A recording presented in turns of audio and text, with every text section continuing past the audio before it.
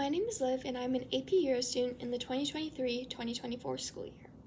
I read The Treasure of the City of Ladies by Christine de Pizan, originally published in 1405. This book is essentially an instruction manual for women in medieval and early Renaissance times. It explains how to live your lives and gain power in them. This book is divided into 3 sections based on stations of life. The largest by far is the section geared toward princesses and noble women. The advice in this section is mostly about keeping a good reputation in regards to religion and to stay out of scandal at all costs. She advises that if you do this, you will be able to have more say in decision-making for your kingdom. She also suggests getting to know your subjects and giving out gifts to them. The second and second largest section is geared towards the servants and ladies of court, or anyone who interacts with the noble women. The advice is mostly about not reflecting badly on the ladies that they serve, and to discourage gossip in the household. By staying pious in this way, they will be closer to the lady they serve, and in that way they will have more power and influence in the house. The third and the smallest section is for everyone else, the lower class women. This section reminds them that they are God's chosen subjects and to be grateful to their rulers.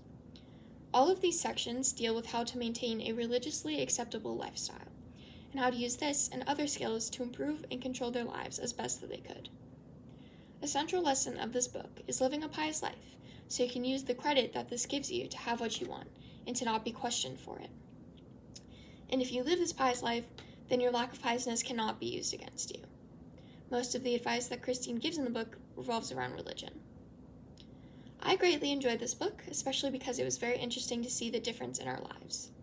In the era in which she lived, she had very different options as a woman than I do now.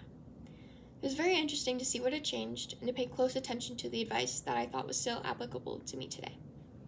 It was a reminder of both the progress and the standstill of the advancements of civil rights. The quote that I found most prevalent is found on page 82. "And as for saying, 'I will make a man of him,' I say that it is assuredly a very great folly to destroy oneself in order to advance another." I think that this is a very powerful quote, and it's a good reminder to everyone from time to time to not completely ruin your life to make someone else's better. This book is relatively short. It's only about 150 pages, but something that made the process of reading it a bit lengthy was the footnotes. There are multiple footnotes in each chapter, and all of the footnotes are found at the back of the book. So every time that you stumble across one, you have to flip all the way back. I hope that you choose to read this book. I think that it's very interesting, and I think that it's a very significant text historically. And I hope you enjoy it if you choose to read it.